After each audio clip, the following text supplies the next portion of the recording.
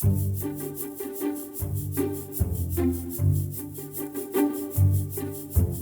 morning, hello, and welcome to Politics at Jack and Sam's Daily, the podcast that gives you everything you need to know about the day ahead in British politics in under 20 minutes while breakfast is being made in the background. Not everybody likes the sound of breakfast being made in the background, I gather, on our podcast. But I'm sorry, guys. Look, it's 6:30 in the morning here, and Sam Coates needs to have his breakfast, and so does the Coates family. So you're all just going to have to deal with it. It is Tuesday, October the 15th. My name is Jack Blanchard of Politico. With me is Sam Coates of Sky News.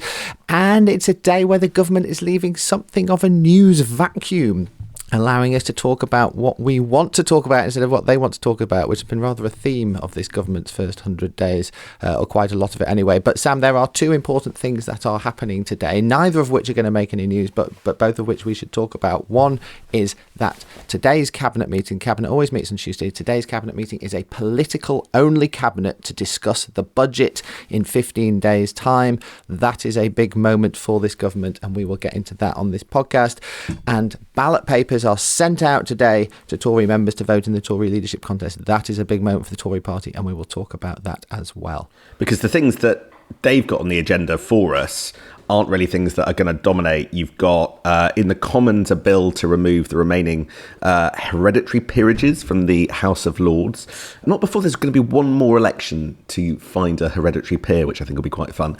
And then there's the sort of debating talking point of the day, which is Wes Streeting saying that weight loss jabs might be the key to getting unemployed people back to work. But as he told Sophie Ridge, my colleague, last night, they can't make you look Instagram perfect. So a warning for many MPs out there. But against that backdrop, with that kind of slight vacuum in the public conversation, just the terrible events around the world, and particularly in the Middle East, are dominating all of our news bulletins. Overnight, the UN Security Council rejected calls from Israel to move UN peacekeepers in southern Lebanon. And this comes after several UN troops were injured. I know, talking to people in government, close to government, they worry about the vacuum that we're in at the moment in terms of global leadership, and think that things could escalate all the way up to the US presidential elections early next month. So there is a fear things could just get worse. Yeah, indeed. Here's you and me fretting about a news vacuum. The US presidential election is 3 weeks today, and that is definitely not going to be a news vacuum. That is something that's going to overshadow everything we talk about in the days and weeks after that vote. The UK government is mainly still obsessing about this investment summit from yesterday, Sam, which I thought went quite well for them in the end. After the hiccups over the weekend, they basically got through it all without anything majorly bad happening. They got all their announcements about. They sort of gave the impression that we're friendly with business, we like business, and it was kind of a glitzy affair that ended with some gig in St Paul's Cathedral last night. After Keir Starmer announced that there had been in the region of £63 billion of investment since Labour came in, which they're at pains to say is more than double the amount that the last Tory such summit was able to announce.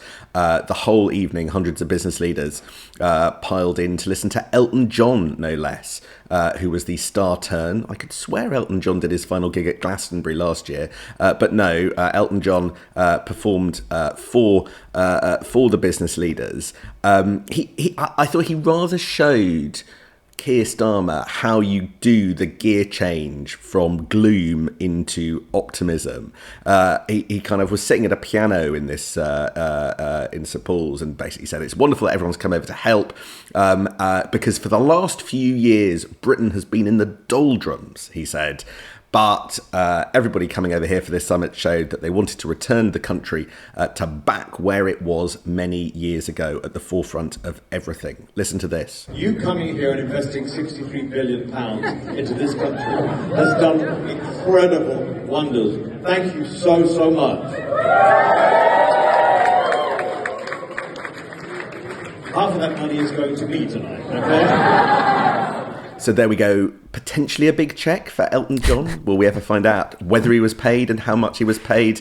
Anyway, the knock-on effect of the summit is to refocus us on the budget, which, as you say, is going to be discussed at Political Cabinet today. Where do you think we are, Jack? Well, where we are is with the whole of government now focused on the budget. This is the big political moment of the autumn. It's 2 weeks tomorrow. Despite all of those billions of pounds being announced in investment yesterday, there's still the budget which is making the front page of most of the papers today. The FT, the Times, the Guardian, the Eye are all splashing this morning on Rachel Reeves' comments on national insurance contributions. We talked about this a bit last week. We talked about this a bit yesterday, and we are going to keep talking about this because the government is not knocking down, very, very clearly now, not knocking down the idea that employers' contributions are going to go up in this budget. And according to my Playbook colleague Sam Blewett, tomorrow, Wednesday, is the deadline day for Rachel Reeves to submit her final major measures of the budget to the Office for Budget Responsibility for auditing, which means that, really the decisions are being made now on all the big stuff. And, top of that list, or one of the big things on that list, appears to be a rise in employer national insurance contributions. And the big political row around this, as we watched playing out yesterday, is would this constitute a breach of the Labour Party manifesto? Those of you that keep your copies of political manifestos in a top drawer like I do, I'm sure there's millions of you out there, will know very well that on page whatever it is of the Labour manifesto, it says 21. Thank you, Sam. Literally everybody in Westminster is flicking back to page 21 this week. We will ensure taxes on working people are kept as low as possible. Labour will not increase taxes on working people, which is why we will not increase national insurance, the basic higher or additional rates of income tax, or VAT. Labour says that is very clearly talking about taxes on working people, i.e. employee contributions to national insurance. Tories say it says we will not increase national insurance. You're about to increase national insurance. It's slightly dancing on the head of the pin, but it does matter a lot in terms of, parties that literally just breach their manifesto promises are rarely forgiven by the public. Parties that think they can tiptoe around these things sometimes get away with it. They, the Labour Party, are banking on the idea that people could guess that the caveat, we will ensure taxes on working people are kept as low as possible, means that it will only that it's only a promise not to increase one part of national insurance. That is quite an argument to make. Yes, there was a bit more clarity for those of us who were in the middle of the election campaign if we pressed them on this, and briefing notes back from the campaign have been distributed. But it is clear to me, talking to Tories last night, this is the main attack that they're going to go on. Labour are breaking their manifesto.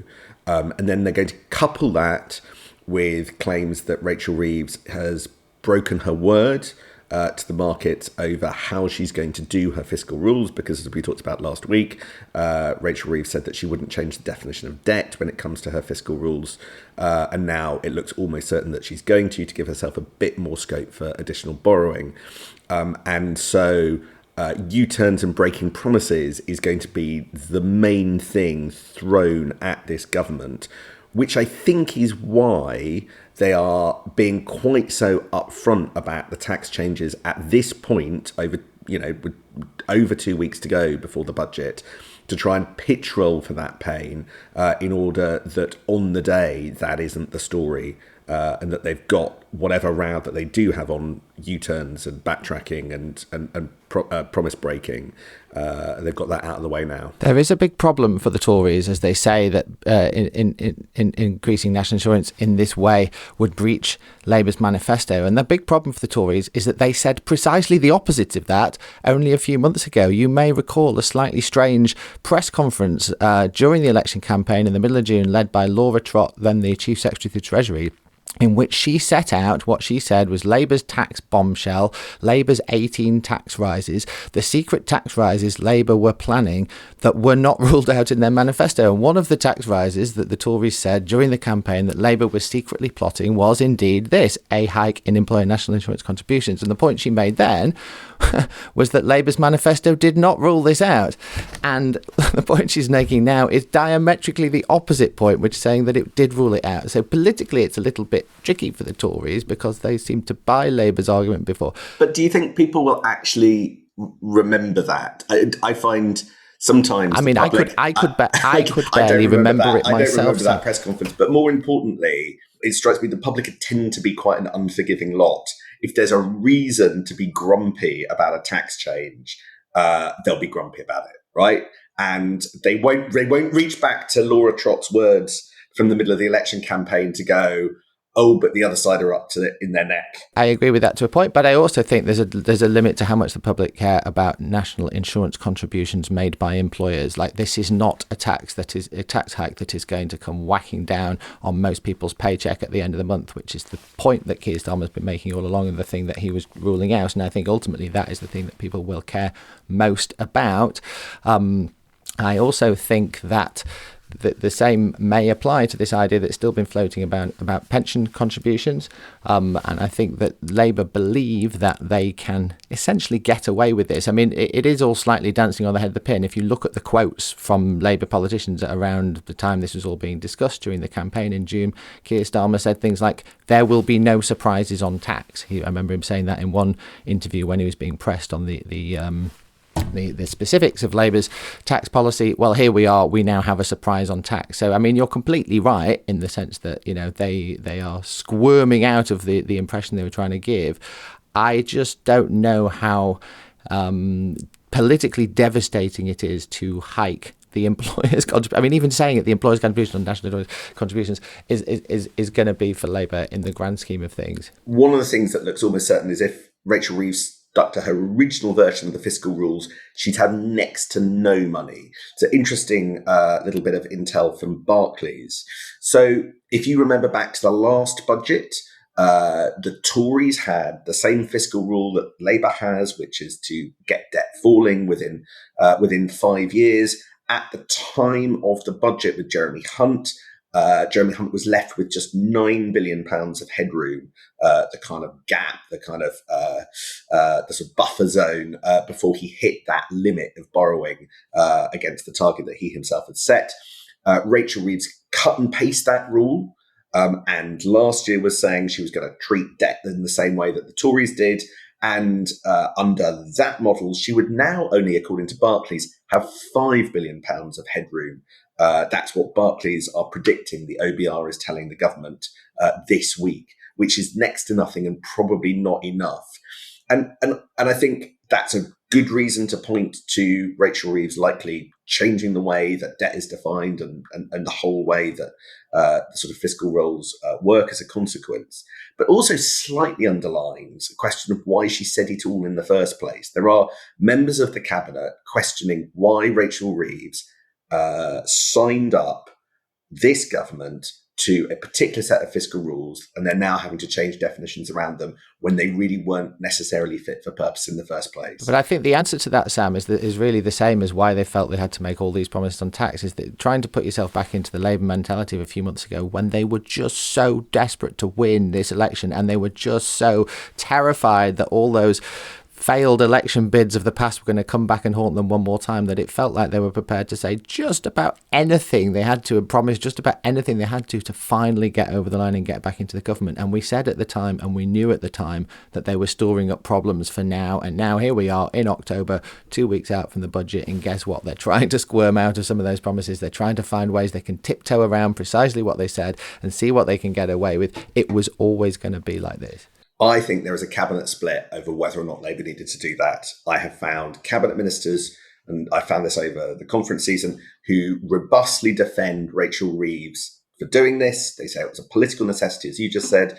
And I also found cabinet ministers who are sort of not incandescent, that's too strong a word, but definitely grumpy that they ended up being bounced into this because they don't feel that they were properly consulted about it before she announced it in the May's lecture, and feel that politically Labour were so far ahead and the amount of public attention on the decision about fiscal rules was minimal, so it wasn't necessary, and so they think the whole mess was one self-inflicted by Rachel Reeves that was not politically expedient or crucial to get or a hole that they didn't need to get themselves into. So I have found both sets of opinions over that. When we agreed to do this podcast every day, Sam, and I realised that I'd be chatting to you across Zoom at 6:30 every single morning of my life forevermore, I never believed for 1 second that I will be receiving WhatsApp messages from you at 6:15 in the morning saying, please, can we talk about Taylor Swift today? I never thought that would be part of my life, that kind of message. But here I am,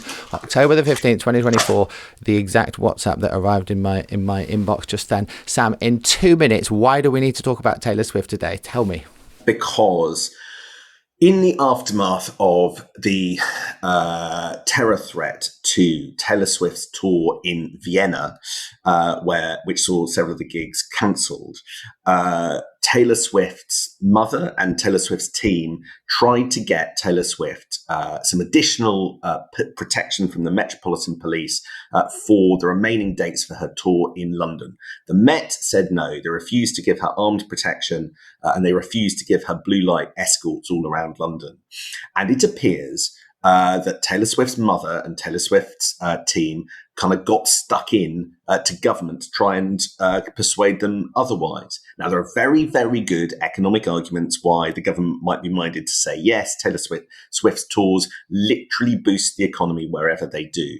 But the controversy is around the scale of government involvement. It appears that Yvette Cooper and Sadiq Khan had conversations. Now it appears that the Attorney General, according to the Times, got stuck in at the request of the Met Police to rule whether or not they could provide this protection.